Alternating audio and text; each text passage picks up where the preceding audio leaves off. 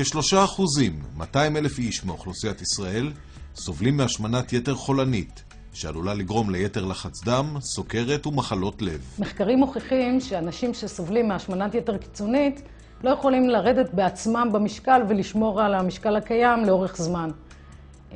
דיאטות אומנם הן יעילות להורדת משקל באופן מיידי, אבל לאחר מכן אותם אנשים מטפסים במשקל בחזרה, ורק ניתוחים להרזיה עוזרים לאותם אנשים. הניתוחים להרזיה גם מצמצמים את הגודל של הקיבה, וגם מאפשרים תחושה של שובע על ידי ירידת הורמון הרעב, גרלין. התהליך מתחיל בפגישת הערכה עם הרופא המנתח, דיאטנית ופסיכולוג, על מנת להעריך את הרגלי האכילה והפעילות של המטופל, מחלות נלוות ומוכנות לניתוח. בהמשך לפגישה זו, ייבחר הניתוח המתאים למטופל.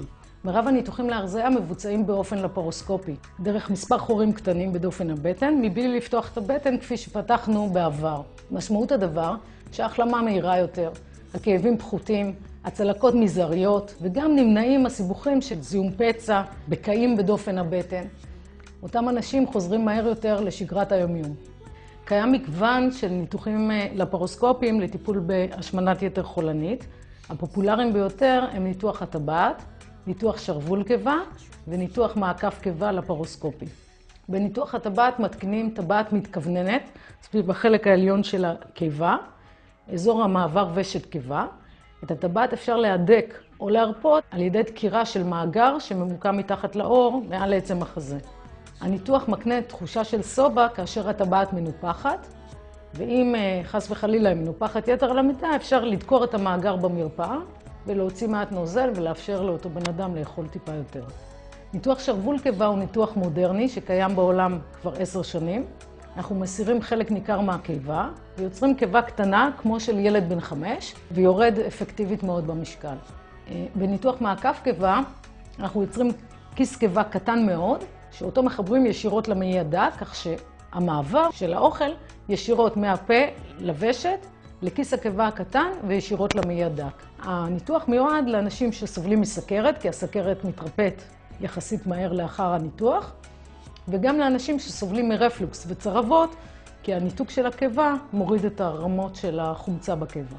קיים ניתוח חדשני שהתפתח בשנתיים האחרונות, שבו בכלל לא יוצרים שום צלקות בטניות, מחדירים מכשיר כמו גסטרוסקופ דרך הפה, ובעצם מקפלים את הקיבה כלפי פנים. באופן זה מקטינים את הקיבה בשליש, ויוצרים תחושה של שובע וירידה במשקל. בתקופה שלאחר הניתוח מומלץ להמשיך במעקב דיאטני לצורך הכוונה לאכילה בריאה.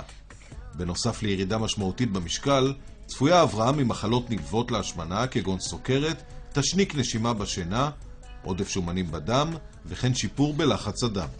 ניתוח להרזיה אורך בערך שעה. השינוי הגדול מתבצע לאחר הניתוח ואורך זמן רב. בשנה הראשונה שלאחר הניתוח אנחנו חייבים להקנות למטופל הרגלי תזונה נכונים, הרגלי חיים נכונים, לדרבן אותו, לעסוק בפעילות גופנית.